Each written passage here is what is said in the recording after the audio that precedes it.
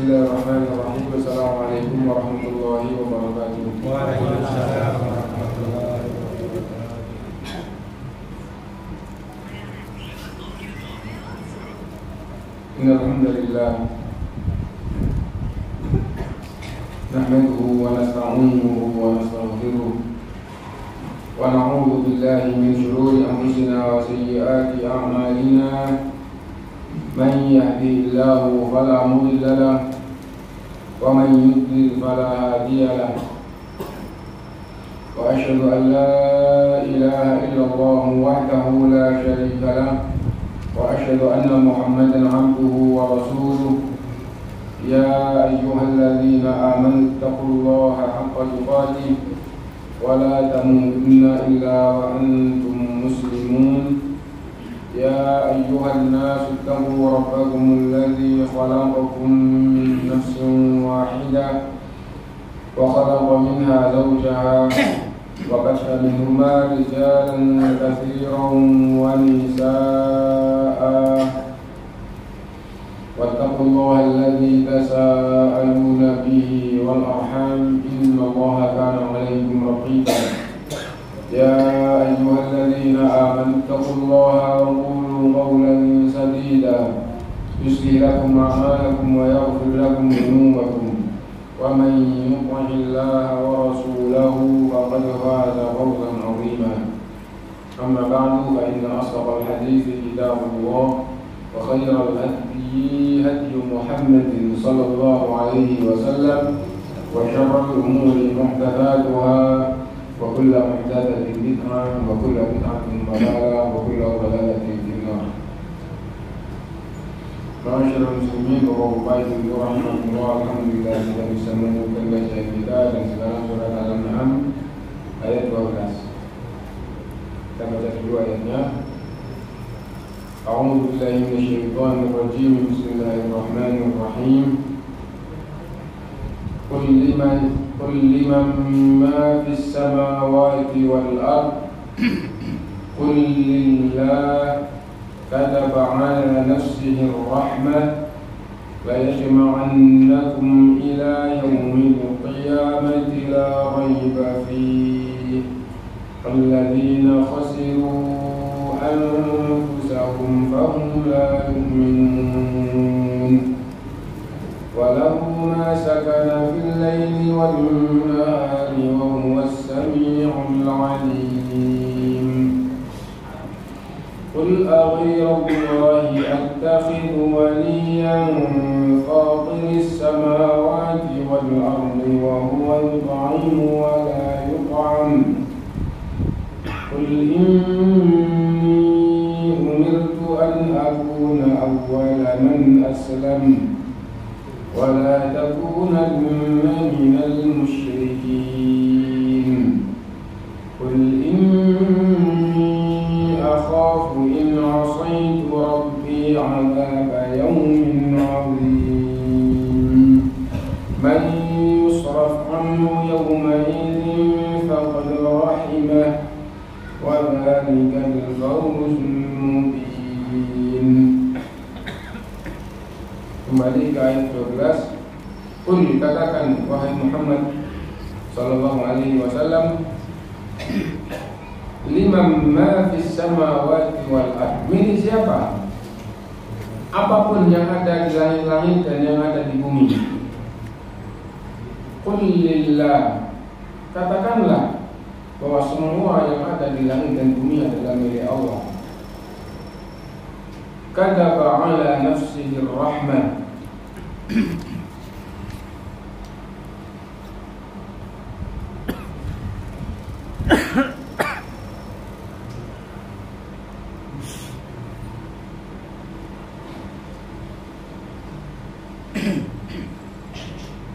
kataba ala nafsihi ar-rahmah. Allah telah menetapkan atas dirinya sifat rahmat, kasih sayang. Artinya Allah SWT menunjukkan sifat dirinya dan itu tidak berubah, bahwa Allah adalah memiliki sifat kasih sayang. La yajma'annakum, dan sungguh Allah akan mengumpulkan kalian ila yaumil qiyamati, pada hari kiamat, la raiba fi, tidak ada keraguan di dalamnya. Alladzina khasiru anfusahum, orang-orang yang merugikan diri mereka, yang akhirnya mereka mendapatkan azab. Fahum la yu'minun, itu adalah karena tidak beriman kepada Allah Subhanahu wa taala sebagai Tuhan langit-langit dan bumi dan segala isinya, dan tidak beriman bahwa Allah adalah Zat yang Maha Pengasih, Maha Penyayang. Akhirnya di akhirat mereka tidak mendapatkan rahmat Allah SWT. Ayat ini yang pertama adalah menyadarkan manusia tentang ketauhidan Allah, tentang keesaan Allah, bahwa Allah lah satu-satunya Tuhan. Tuhan itu apa? Tuhan itu pencipta, pengatur, dan pemilik atau penguasa. Pemilik dan penguasa itu satu kesatuan, tidak akan menguasainya secara sempurna kalau tidak miliknya. Kalau itu miliknya, maka berada di bawah kekuasaannya. Kalau itu miliknya, maka berada di bawah kekuasaannya. Kalau bukan miliknya, maka tidak berada di bawah kekuasaannya. Kalau seandainya dia menguasai dan bukan pemiliknya, itu hanya karena satu sifat dan tidak akan sepenuhnya, yaitu karena dia sebagai atasan yang memiliki kelebihan, ya, memiliki misalnya raja kepada rakyat, tidak punya kelebihan, ya, rakyatnya kelemahan tapi jiwanya tidak bisa dia miliki, jiwanya tidak bisa dia miliki, dan kekuasaannya sangat terbatas. Misalnya raja dan raja itu pimpinan manusia yang paling tinggi di muka bumi, itu adalah raja. Maksudnya kepemimpinan kemasyarakatan, dan dikenal sekarang raja, presiden, perdana menteri. Yang paling tinggi adalah raja. Kenapa? Karena raja tidak ada pertanggungjawaban kepada manusia. Kalau presiden bertanggung jawab atas kepemimpinannya kepada MPR dengan ada batas waktunya, dan tidak bisa digantikan oleh kamu ganti saya, itu presiden tidak bisa. Kalau raja itu semua yang di bawah kekuasaannya, maka dia itu rajanya, tinggal dia raja yang baik atau raja yang jelek, tinggal dicetok. Nah, jadi yang itu sampai kapan dia jadi raja? Tidak ada yang bisa menghentikan kalau tidak karena mengalahkan atau membunuhnya atau sendiri. Itu raja, dan 5 tahun nanti mempertanggungjawabkan, nggak apa-apa begitu. 10 tahun untuk kekuasaannya sebagai raja berhenti, tidak apa-apa begitu. Dia belum mati terus menobatkan anaknya atau saudaranya sebagai penggantinya sebagai raja, jadi langsung menunjukkan bahwa dia punya kekuasaan yang tertinggi dan yang lain itu tidak bisa apa-apa. Nah, rakyat itu rakyatnya, tapi dia tidak bisa apa-apa terhadap rakyatnya kecuali sangat sedikit. Misalnya begini, ini matanya, rajanya tidak bisa mengendalikan mata rakyatnya. Ya, mata rakyatnya melihat apapun itu sudah kehendaknya sendiri, sudah tidak ada aturan dengan raja. Ya, lisannya ngomong apa, ya, kakinya jalan kemana, sudah semuanya. Tapi kalau Allah Taala memilikinya secara sempurna, menguasainya secara sempurna, dan semua yang dimiliki oleh hamba itu adalah milik Allah. Allah yang ngatur, itu jalan berangkat ke sana, itu aturan Allah. Kalau Allah nggak menghendaki dia berangkat, dia tidak akan berangkat. Kalau Allah tidak menghendaki dia ngantuk, dia tidak akan ngantuk. Semua berjalan dengan kehendak Allah. Rambutnya menjadi panjang sedikit demi sedikit kehendak Allah. Berubah jadi putih kehendak Allah. Wa ma tasqutu min waraqatin illa ya'lamuha wa la habatin fi dhulumatil ardi wa la rabbin wa la yabisin illa fi kitabin mubin. Semua daun itu menguning, kering, jatuh. Setiap daun yang ada, biji di dasar bumi manapun, kapan basah berubah jadi kering, semuanya adalah aturan Allah Subhanahu wa ta'ala. Jalan dengan kehendak Allah Subhanahu wa ta'ala semuanya. Dan ada semuanya catatannya di dalam kitab yang jelas. Nah, di sini diingatkan kul liman ma fis samawati wal ardh. Katakan pada orang-orang yang musyrik, yang menyembah berhala, yang menyembah Lata, orang soleh yang sudah mati, dia mengagungkan akhirnya disembah, itu Lata. Uzza, pohon yang dikeramatkan, kuburan yang dikeramatkan, dipagari, disembah. Katakan pada orang-orang yang menyembah mereka, mana? Katakan orang yang menyembah mana? Hubal, katakan limam ma fis samawati wal ardi, milik siapa? Semua yang ada di langit, semua yang ada di bumi. Mereka diam. Kul, katakan lillah, semua adalah milik Allah. Nah, Hubal yang dia sembah, dia berkala ditanya, enggak mengatakan itu milik Hubal. Oh, langit itu milik Hubal. Enggak. Nah, itu ketahuilah. Nah, dan ketahuilah kata ba'ala nafsihi rahmah, Allah telah menetapkan bahwa dirinya adalah Maha Pengasih Penyayang. Di dunia kasih sayang Allah berikan pada semuanya.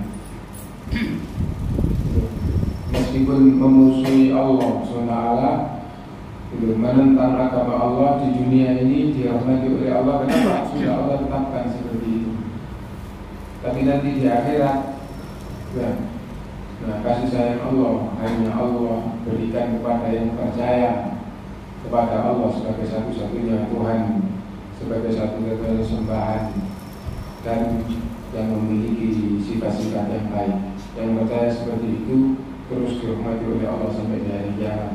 Karena itu la yasma'annakum ila yaumil qiyamah la raiba fi, akan mengumpulkan kalian semua manusia dari awal sampai akhir dikumpulkan nanti di hari kiamat.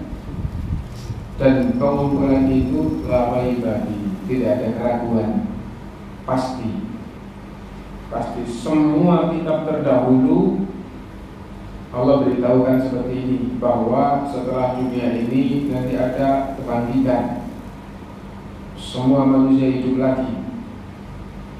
Yang beriman dirahmati oleh Allah, yang enggak percaya Allah sebagai Tuhan akan dihadap oleh Allah.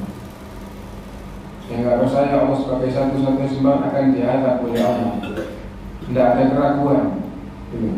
Dan fitrah manusia, akal manusia dijadikan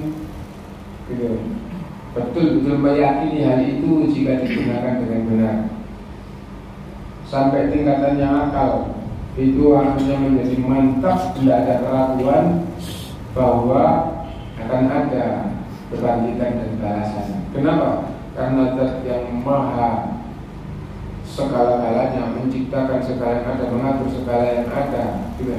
Nah, kemudian menentukan ini kebaikan, ini kejelekan. Yang ini hamba Allah, yang satu juga hamba Allah. Yang satu baik, yang satu menentang. Yang satu dizalimi oleh yang menentang. Terus dua-duanya mati kembali kepada Allah. Terus tidak ada kebangkitan, tidak ada balasan. Apa artinya Tuhan? Alangkah zalimnya yang menciptakan kalau tidak ada kebangkitan.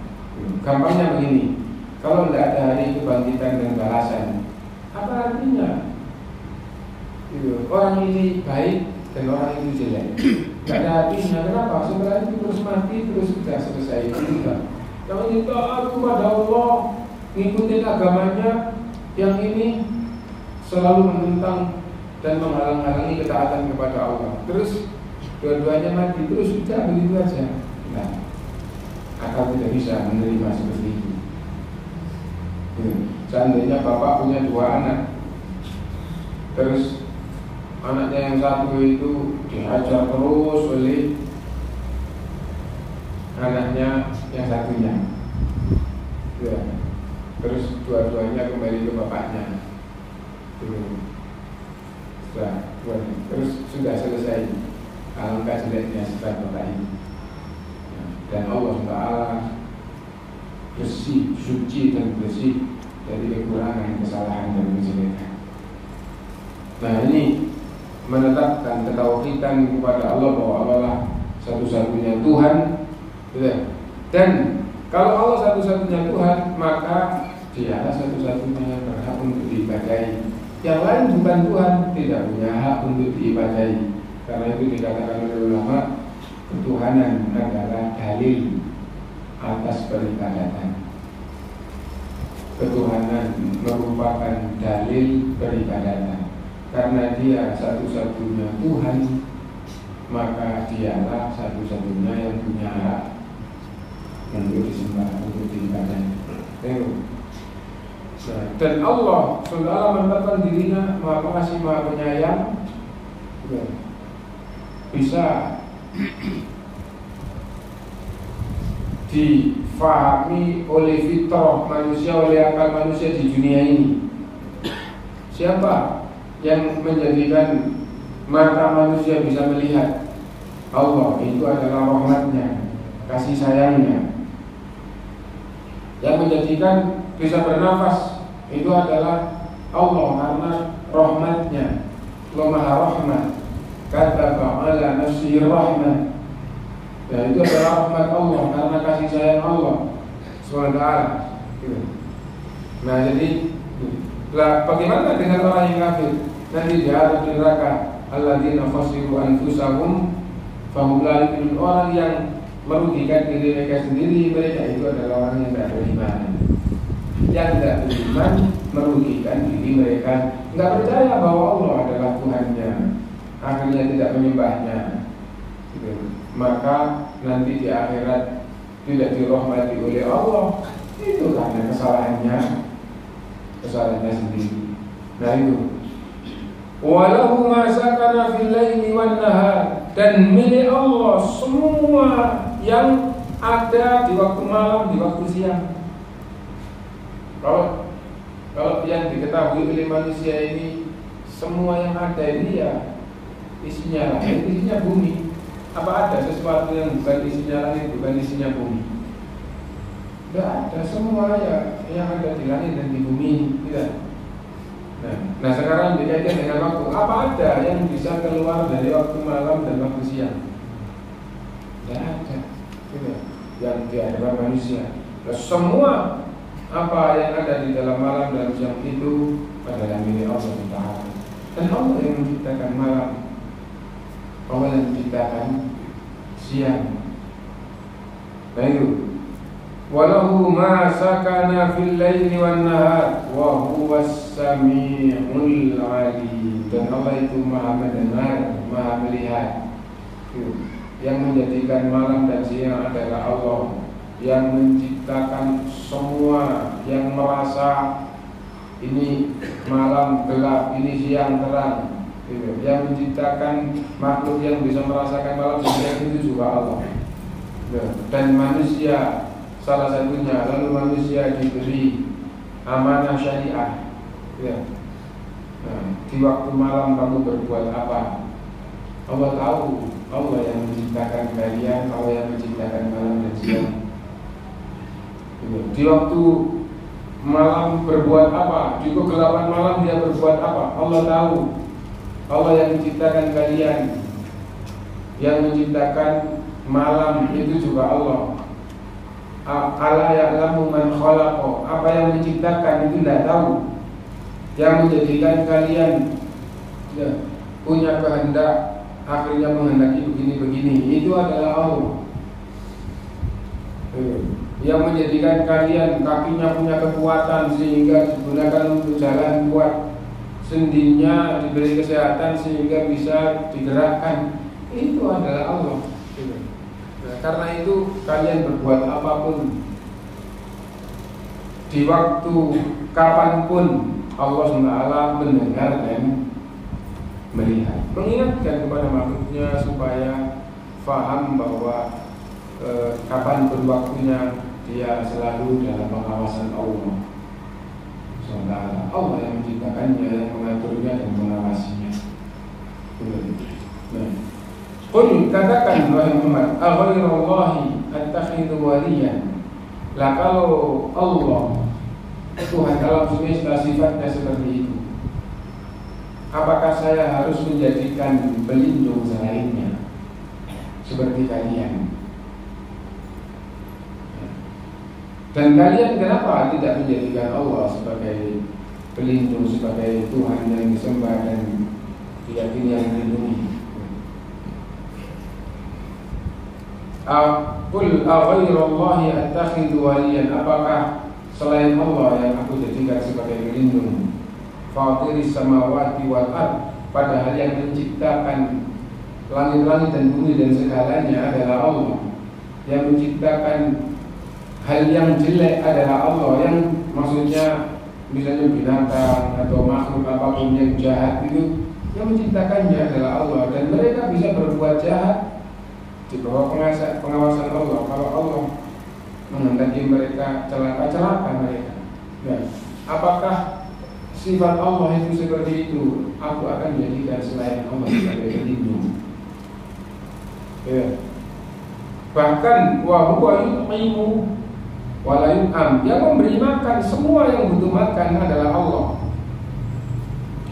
Dan Allah Subhanahu wa taala tidak diberi apapun oleh makhluknya.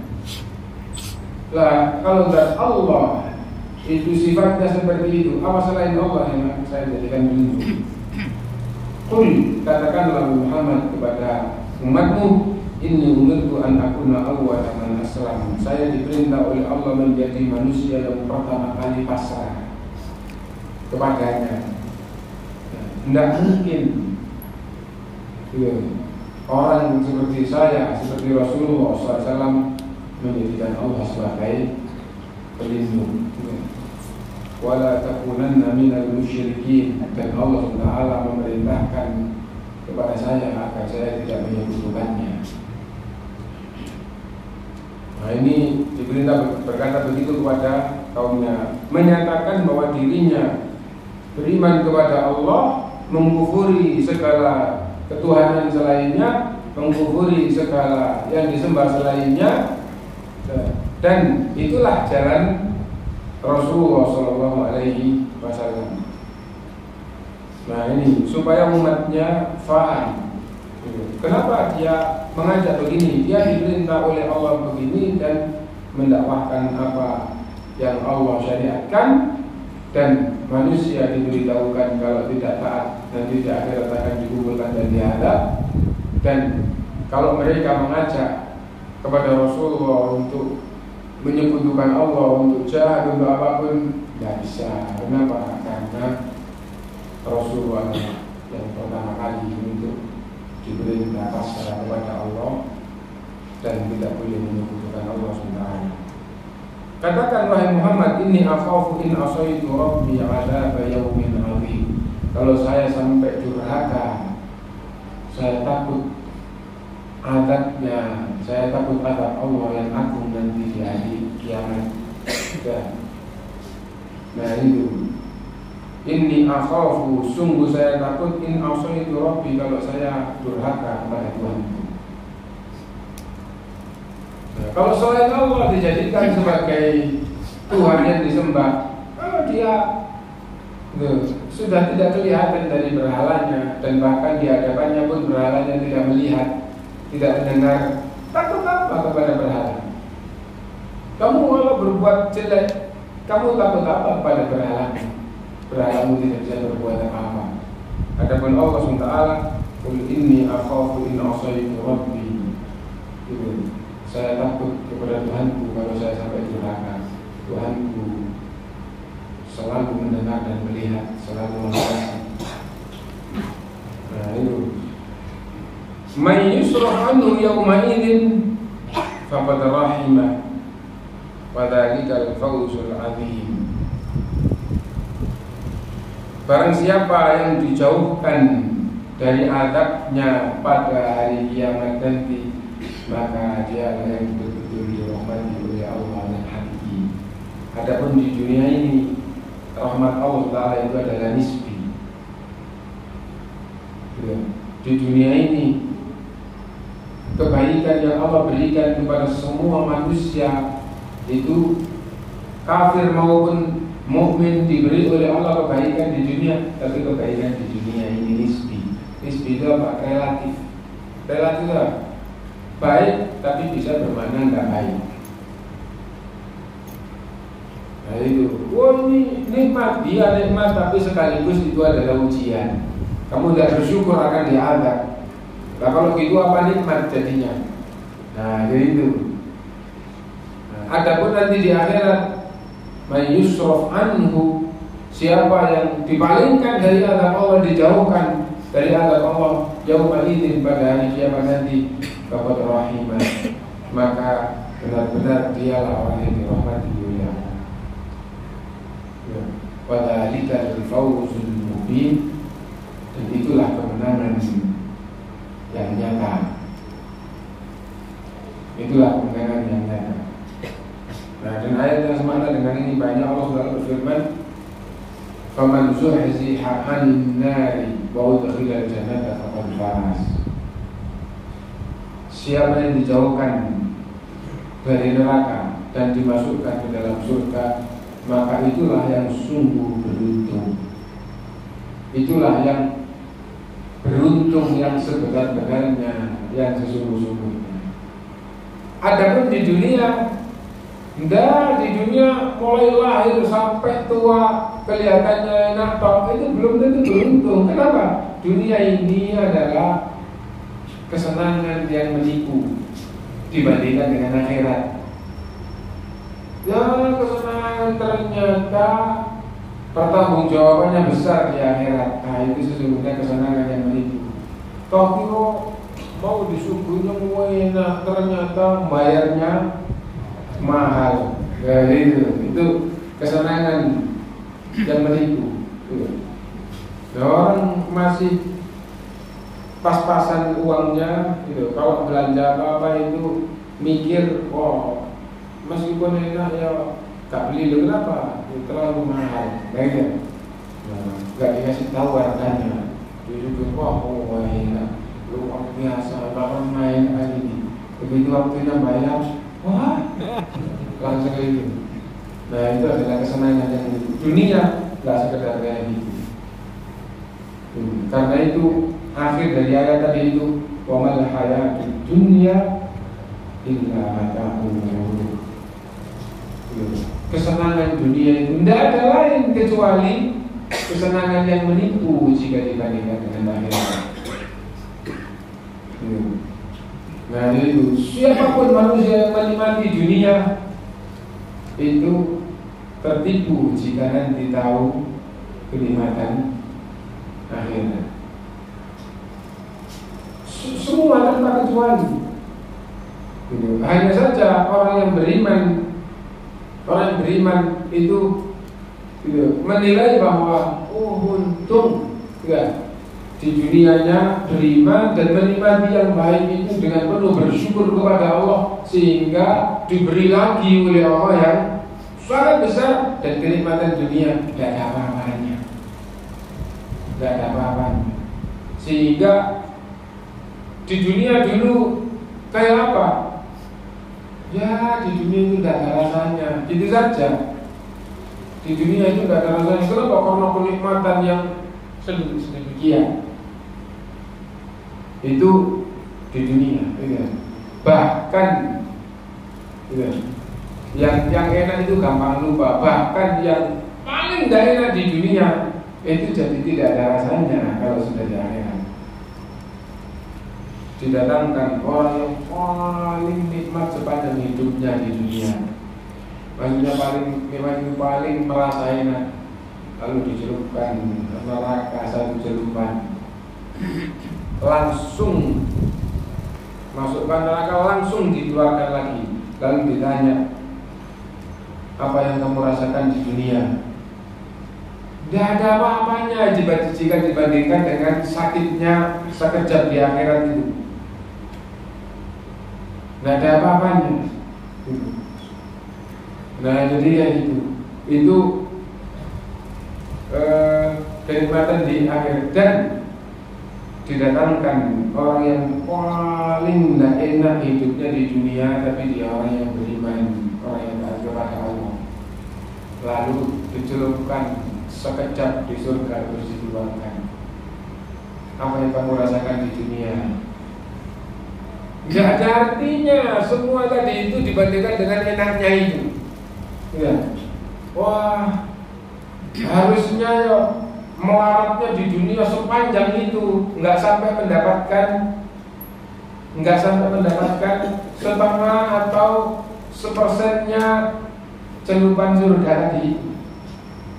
Nah, harusnya sekian kali lipat tidak enak di dunia baru mendapatkan celupan surga tadi. Nah, harusnya begitu. Nah, berarti di dunia itu tidak ada artinya. Kenapa? Cuma itu dibandingkan dengan di akhirat, baik surga maupun neraka. Kalau neraka alangkah azabnya. Nah, lalu di dalil yang lain ditunjukkan seandainya manusia itu memiliki emas sebesar bumi, digunakan untuk menebus supaya tidak diadab di akhirat, belum cukup. Tidak bisa cuma kamu tebus dengan emas sepenuh bumi. Ya, itu. Dan dikatakan, dan dulu ketika kamu masih di dunia, kamu tidak diperintah untuk segala itu. Kamu hanya diperintah untuk meninggalkan kemaksiatan. Kamu diperintah untuk taat kepada Allah. Tidak kamu lakukan. Sekarang itu kamu maunya tebus dengan yang kamu tidak sanggup. Nah, dia itu orang yang kepingin membandingkan seperti apa dunia dan akhirat. Karena itu faman zuhziha 'anil nari wa udkhila al-jannata faqad faz.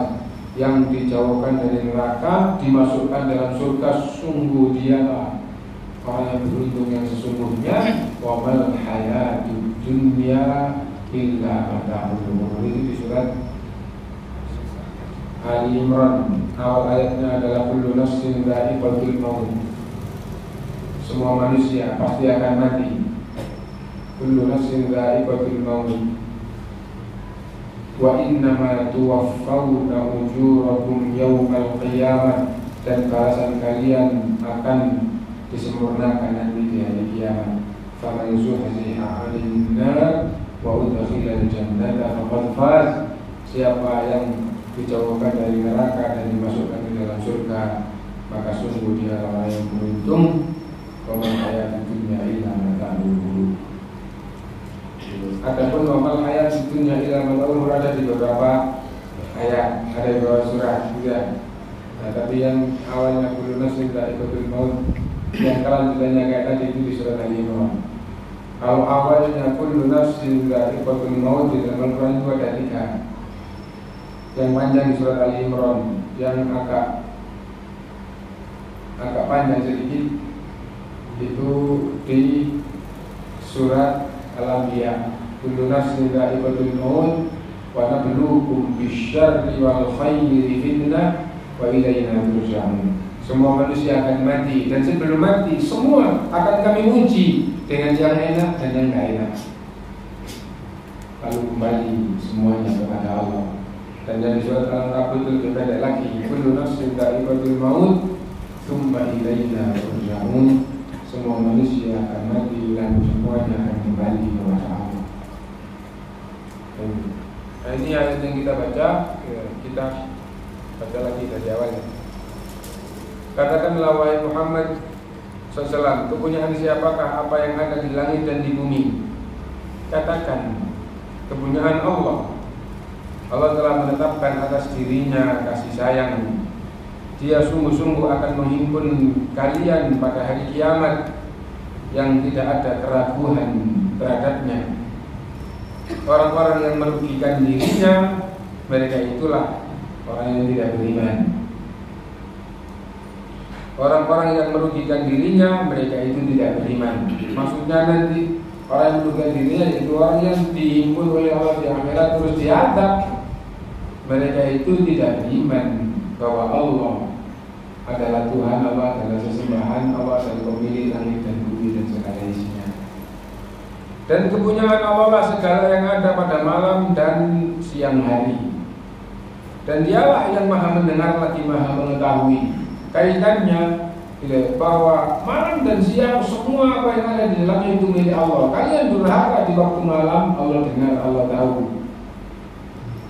Kalian berbuat apapun di malam hari, Allah juga dengar, Allah juga tahu. Karena itu Allah maha mendengar, Allah maha melihat. Ayat berikutnya, katakanlah, apakah akan aku jadikan pelindung selain dari Allah yang menjadikan langit dan bumi tadi? Ya.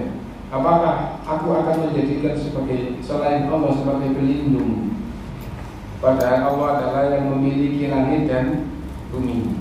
Padahal dialah pemberi makan dan tidak diberi makan oleh siapapun. Maksudnya Allah yang memberi makan segala yang ada di langit dan bumi yang butuh makan, dan Allah tidak diberi apapun oleh makhluknya. Katakanlah, sesungguhnya aku diperintah supaya aku menjadi orang yang pertama kali menyerahkan diri kepada Allah, pasrah kepada Allah, tunduk kepada Allah, dan jangan sekali-kali kamu masuk golongan orang-orang musyrik.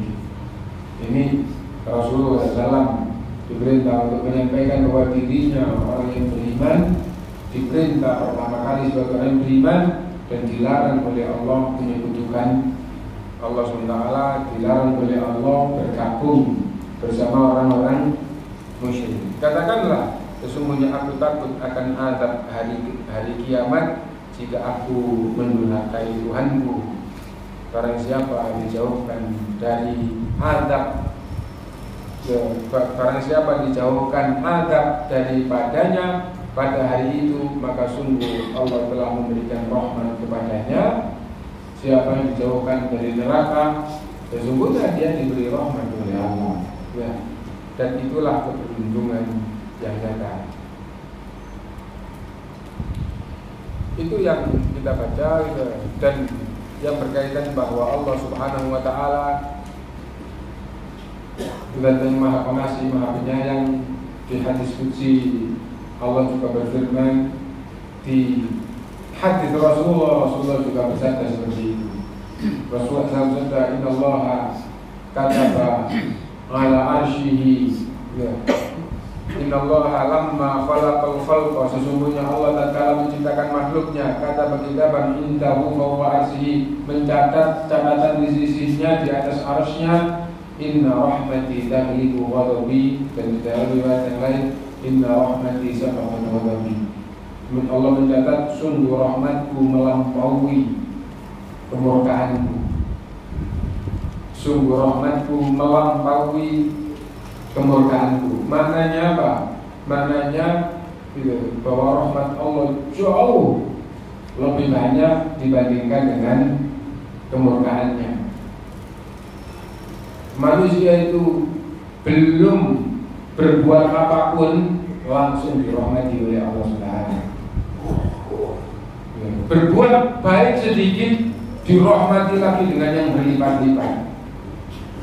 Durhaka, kalau layak untuk dimaafkan, dimaafkan. Inna rahmati sabaqal ghadabi.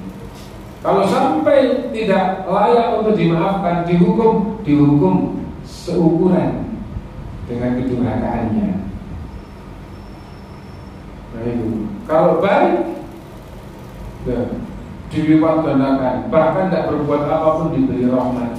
Berbuat baik dibalas dengan yang berlipat ganda. Kalau berbuat jelek diampuni. Berbuat jelek tidak layak untuk diampuni, tidak langsung dihukum, ditunda, halim, penyantun, menunda kedurhakaan hamba dan diingatkan dengan berbagai peringatan. Akhirnya istighfar diampuni oleh Allah. Sampai detik terakhir masih tidak istighfar dan tidak layak untuk diampuni, dihukum, tapi hukumannya juga hanya seukuran dengan dosanya. Man jaa bil hasanati falahu asyru amsalha wa man jaa bis sayyi'ati fala yujza illa mithlaha. Yang datang menghadap membawa kebaikan dibalas minimal 10 kali lipat, dan yang datang membawa kejelekan kalau harus diadab hanya diadab dengan yang seukuran kejelekannya. Itu inna rahmati sadaqallahu di antara makna yang terkandung di dalam ayat kata ta'ala nafsihi rahmah. Allah menetapkan sifat kasih sayang untuk dirinya, dan Allah berfirman inna rahmati sabaqat ghadabi, sesungguhnya rahmatku melampaui kemurkaanku, ya. Dan Allah SWT tidak zalim sedikit pun kepada makhluk. Wa ma yadhlimu rabbuka ahada, dan Tuhanmu tidak menzalimi seorang pun, dan sedikit pun juga tidak. Innallaha la yadhlimu an-nasa syai'a, Allah tidak menzalimi manusia sedikit pun. Nah, itu yang berkaitan dengan Allah Taala Maha Pengasih dan Maha Penyayang. Mungkin itu yang kita baca. Kalau ada yang mau ditanyakan sebelum kita akhiri,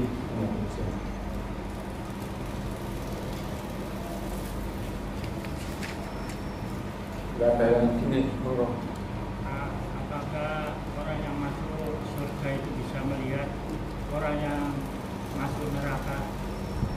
Apakah orang yang masuk surga bisa melihat orang yang di neraka? Jawabannya ada dalil bahwa orang yang di surga melihat orang yang di neraka. Ada itu. Dan ada dalil orang yang di neraka melihat yang di surga dan minta sedikit dari apa yang mereka nikmati di surga yang melimpah itu, gitu. Dan dijawab oleh penghuni surga, sesungguhnya Allah mengharamkan untuk kalian. Nah, jadi ya, sesungguhnya Allah mengharamkan untuk kalian. Bagaimana kalau orang tua melihat anaknya di neraka? Orang tua di surga melihat anaknya di neraka, bagaimana? Tidak ada dalil orang tua melihat anaknya di neraka. Yang pertama, ya. Jadi melihat orang di neraka bisa jadi orang tertentu pada keadaan tertentu dijadikan oleh Allah melihat orang yang di neraka. Ada dalil penduduk surga melihat orang di neraka, tapi pemahamannya wallahu alam bisa jadi hanya pada waktu tertentu, pada keadaan tertentu. Dan dengan dalil bahwa kalau sudah di akhirat, yang satu di surga, yang satu di neraka, hubungannya itu putus, sehingga tidak tahu kalau itu adalah anaknya. Kalau hubungan itu putus, itu bukan anak, sama itu dijadikan oleh Allah tidak ingat. Kenapa? Karena nanti sudah tidak ada lagi yang ingat, itu sudah putus. Nah, jadi itu. Jadi ikatan yang Allah jadikan di dunia, di akhirat kalau pisah surga dengan neraka dijadikan oleh Allah. Tapi kalau sama-sama di surga, itu menguatkan dan mendekatkan, menguatkan dan mendekatkan.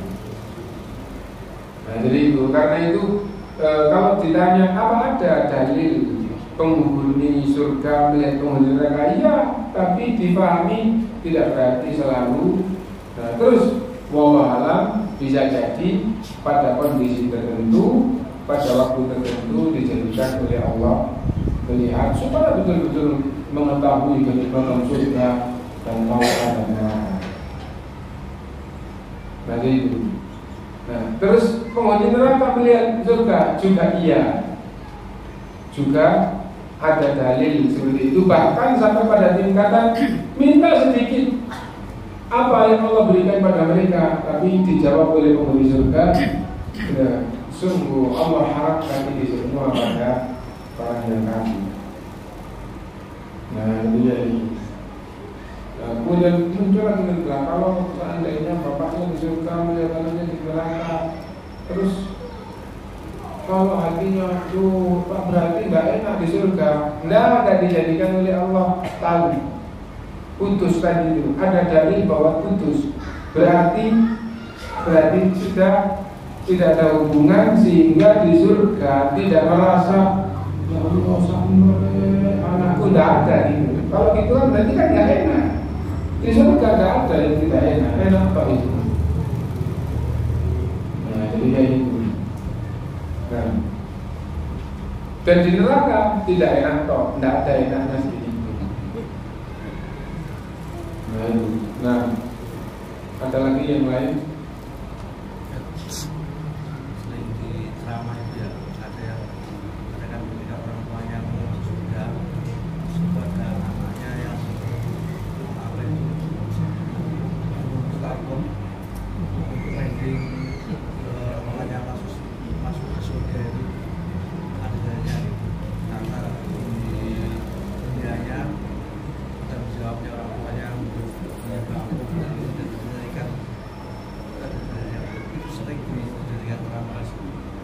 saya tidak pernah tahu hadis yang sahih yang seperti itu. Adapun dua anak yang mati masih kecil, ya, itu di pintu surga dan berkata hatta yadkhula abawayya ya Rabb, sampai bapak saya dan ibu saya masuk surga ya Allah. Itu dalil tentang, itu ada dalilnya, dan itu dalil tentang orang yang diuji oleh Allah, dua anaknya meninggal di waktu kecil dan sabar, maka ujian kematian dua anaknya itu akan menjadi syafaat yang memasukkannya ke dalam surga. Nah jadi itu ada dalilnya. Adapun yang seperti itu tidak pernah tahu. Dan kalau memang ada dalilnya, ulama Ahlussunnah akan memaknai dengan benar. Nah kalau dalilnya tidak benar, kemudian ada yang lain yang bertentangan, maka itu dalilnya tidak sahih langsung begitu. Nah, tapi kalau dalil itu sahih, maka maknanya disejalankan dengan hadis-hadis yang lain yang sahih. Nah sekarang ada hadis bahwa di akhirat itu ada kontoro. Kontoro itu adalah proses akhir sebelum ahli surga itu dimasukkan di dalam surganya. Disitulah waktu terakhir untuk membayar semua kezaliman, gitu ya. Nah dari itu berarti itu masih belum dimasukkan ke dalam surga, masih ada proses terakhir ya. Nah siapapun yang punya hak, maka dia akan mendapatkan haknya, dan yang punya kewajiban akan membayarkan kewajibannya. Nah itu adalah kontoro ya. Nah itu. Nah dari situ baik orang tua kepada anak, anak kepada orang tua, kalau masing-masing ada hak yang harus diberikan, maka di situ pasti akan diberikan. Nah, kalau alam mungkin itu yang bisa kita pahami bersama. Subhanallah.